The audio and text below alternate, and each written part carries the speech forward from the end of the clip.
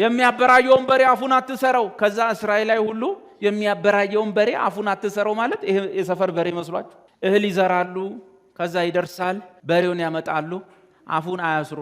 ምን ነው ሲባል የሚያበራየውን በሬ አፉን አትሰሩ። ከዛስ በሬዎቹ አፋቸው አይታሰርም፣ እህሉን ለመውቃት ሲዞሩ በእግራቸውም በአፋቸው በእግሩ ይወቃልሃል፣ በአፉ እየበላል። ምን ከሚያክል ክምር መካከል መጨረሻ ላይ እችን ምታክል ትቀራል። እስራኤል ሆዳቸውን እየበላቸው ግን ማሰር ነበር እያለ ግን አትሰር ብሏል። ማሰር ነበር። እንደዚህ ነው የምትሆነው። ህግ አክባሪ ለሆን ስትል ኮንፊውዝ ነው የምትሆነው። ቅር እያላቸው ቆዩ። ስንት ዓመት? 1500 ዓመታት ሙሉ ሲያስበሉ በበሬ። በኋላ መንፈስ ቅዱስ መጣ፣ ተርጓሚው ህግን የሚተረጉመው መጣ። በሐዋርያት ውስጥ ገባ ጳውሎስ። የሚያበራየውን በሬ እኮ አፉን አትሰሩ ሲል እግዚአብሔር ስለ በሬዎች የሚገደው መስሏችሁ ነው እንዴ?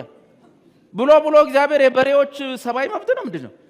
የበሬዎች መብት አስከባሪ መስሏችሁ ነው እንዴ? እግዚአብሔር ስለ በሬዎች ይገደዋል እንዴ አለ። እና ምንድነው አሉት? በሬዎች የሚለው እኮ አገልጋዮችን ነው። ማበራየት ማለት ወንጌል መስራት ማለት ነው። አፉን አትሰረው ማለት ውሃ የሚጠጡትን እንኳን ስጧቸው፣ የሚበሉትን ስጧቸው፣ አግዟቸው ማለት ነው እንዴ? አዎ። ወይኔስ ከዛሬ በሬ። ከዛስ በሚቀጥለው ዘረ ሰረው ለካዛ የሰፈር ሰው ሁሉ የሚያስረው እሰረው